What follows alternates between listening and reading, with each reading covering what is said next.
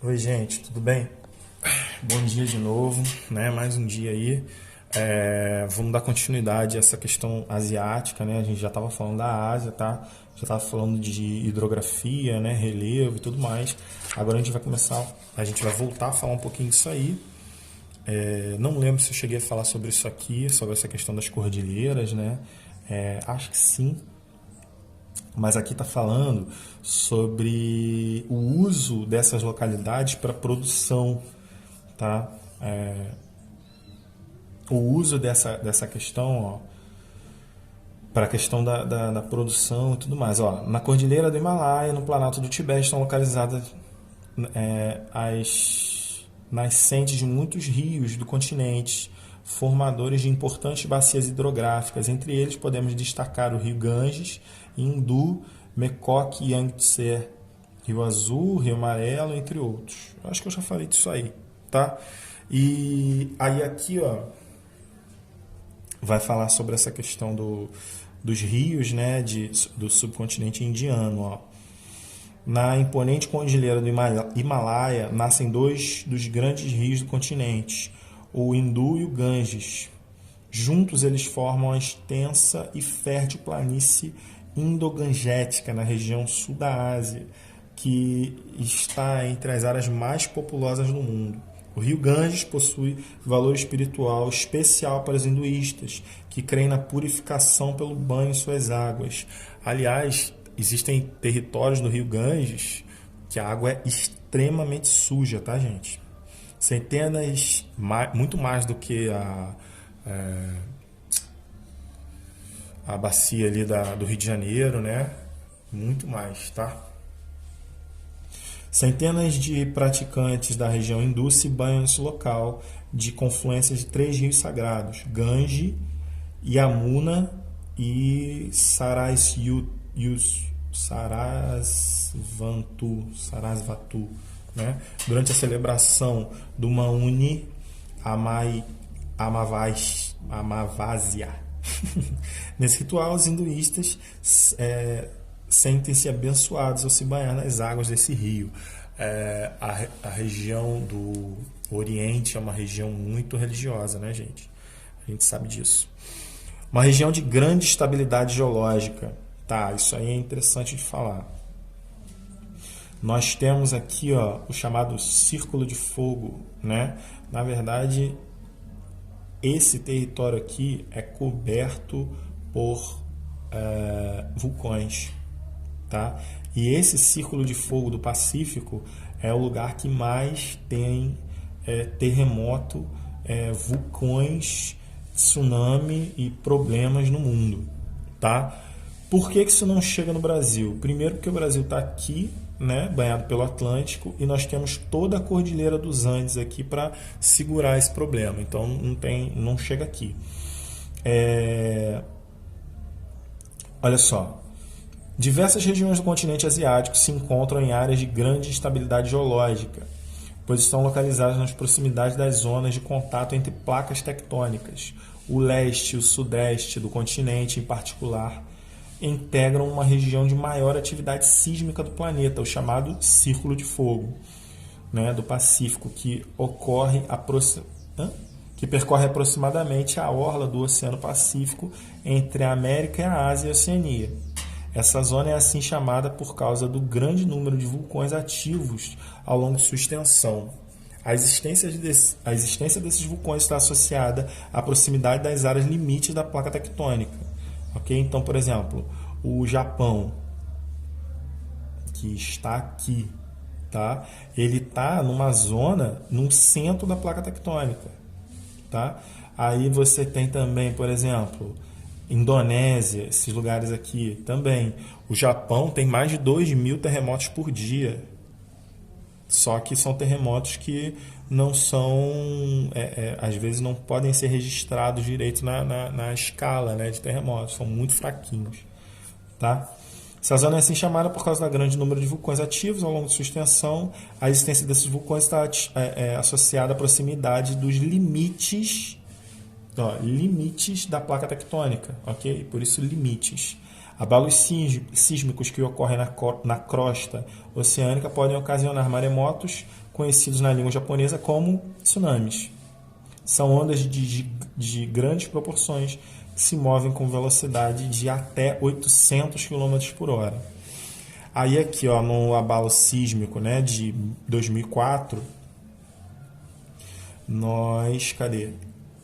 Com 9 na escala Richter sobre a costa oceânica, a 180 km da distância da crosta, liberou uma grande quantidade de energia, gerando uma tsunami que atingiu 13 países asiáticos. Segundo estimativas, mais de 300 mil pessoas perderam a vida nessa tragédia.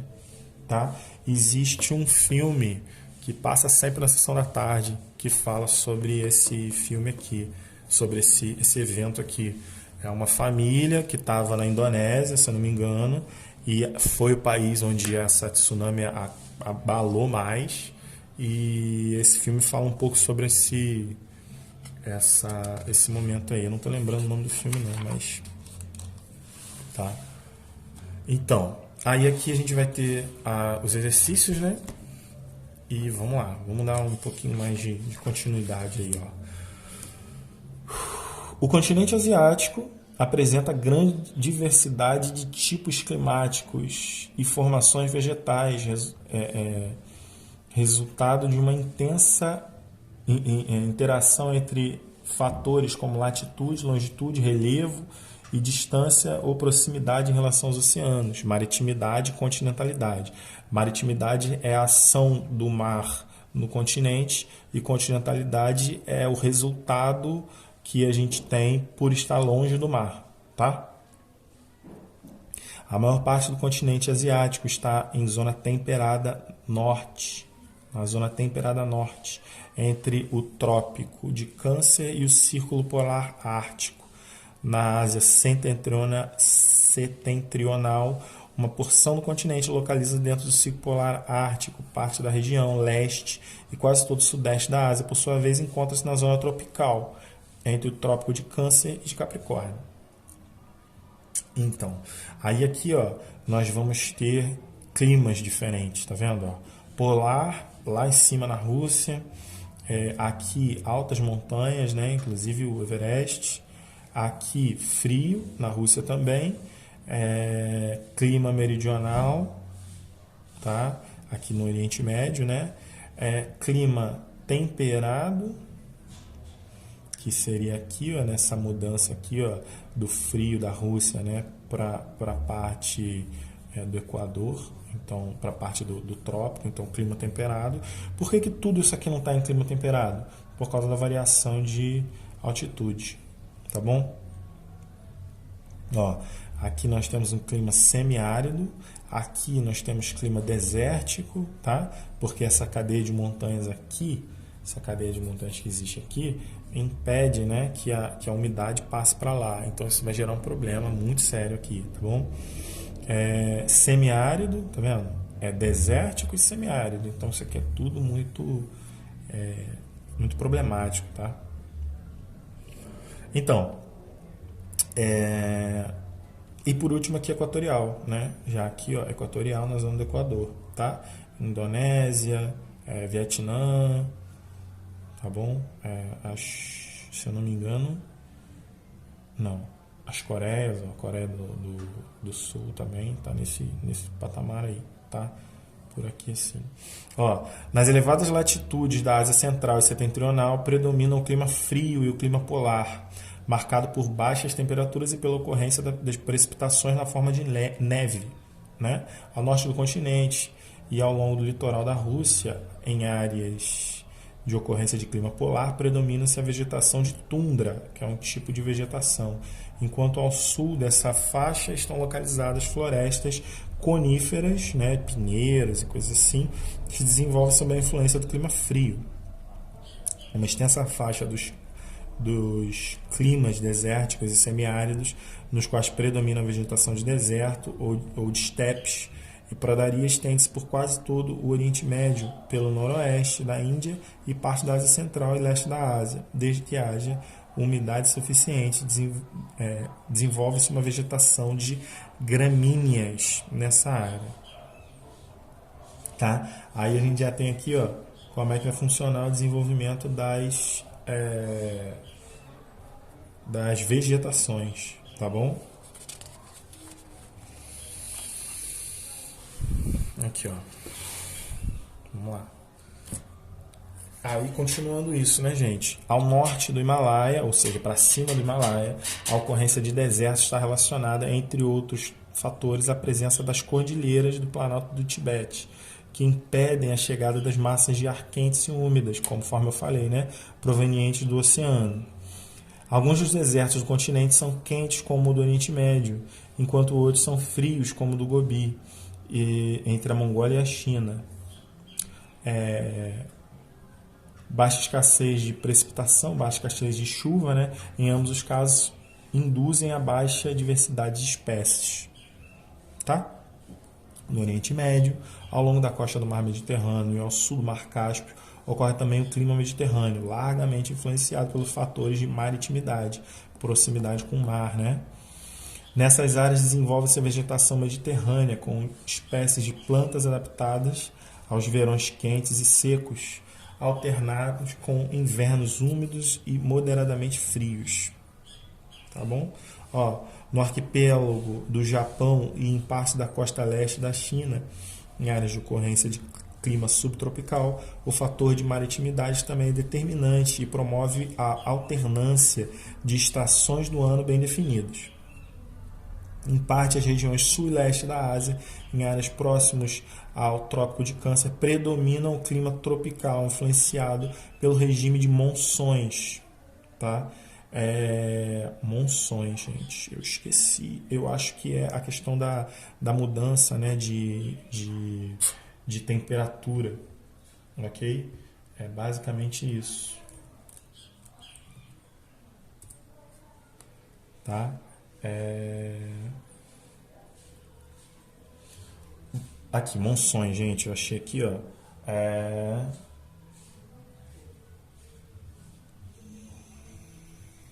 Tá, monções, no caso, são ventos fortes que vão trazendo o frio, né? Vão trazendo as características do mar para a terra. Tá? Já no sudeste da Ásia, predomina o clima equatorial, caracterizado pela grande quantidade de chuvas e também por apresentar temperaturas médias elevadas. A vegetação principal nessas áreas é composta de florestas temperadas concentradas no Japão e em parte no leste da Ásia. As florestas pluviais tropicais, por sua vez, estão concentradas no sudeste da Ásia e em parte do sul e do leste do continente. Essas florestas tropicais vêm sendo intensamente exploradas no continente asiático, a ponto de ameaçar sua manutenção. Boa parte do sul da Ásia é marcada pela predominância de formações de savana. Ok? Então, a gente falou um pouco sobre temperatura em relação à vegetação, né? Aqui a gente falou sobre a questão do clima e como esse clima vai influenciar essa vegetação, tá? Quanto mais seco, mais difícil do vegetal se criar, quanto mais úmido ou mais frio, outros tipos, né, de vegetação vão se formando, tá bom, gente? Eu acho que eu vou deixar essa aula por aí mesmo. A gente vai depois falar o final da matéria, tá? Mas basicamente é isso aí. Valeu, gente. Um abraço. Até mais. Qualquer dúvida aí me procure.